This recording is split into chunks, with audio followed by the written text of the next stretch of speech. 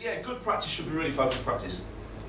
So the kind of things that I would advocate, I'm just going to use the pad and tap out some basic stuff and just talk a little bit about sort of methods to hopefully get the most out of it. Now, it doesn't mean to say that you have to practice on the pad. This can be related to any kind of practice that you're doing, whether you're playing the kit or on the snare drum, absolutely anything at all. So I'm just going to almost practice in front of you.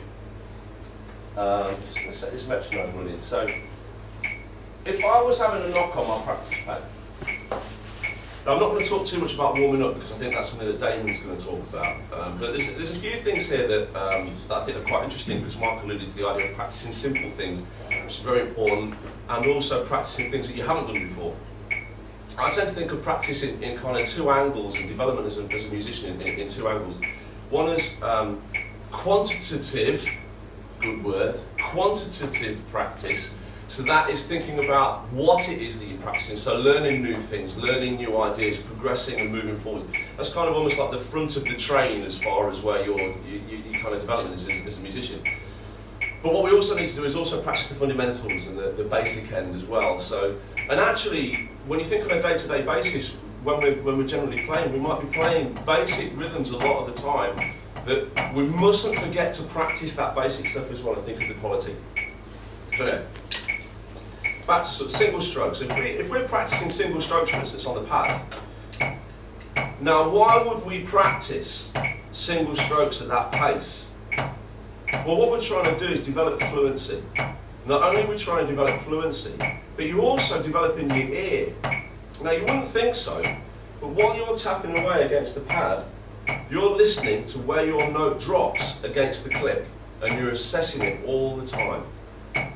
Okay, so not only can we practice, for instance, say single strokes between the two hands, what you want to be concentrating on is not just hitting the drum and basically making sure that it's roughly in time with the click, but listen very critically.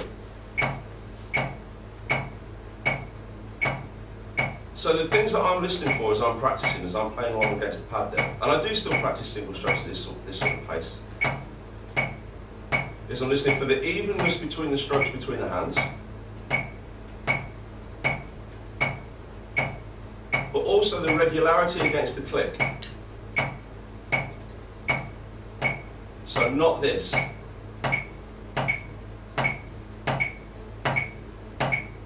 It's not really going out of time with the click, it doesn't feel nice. Now,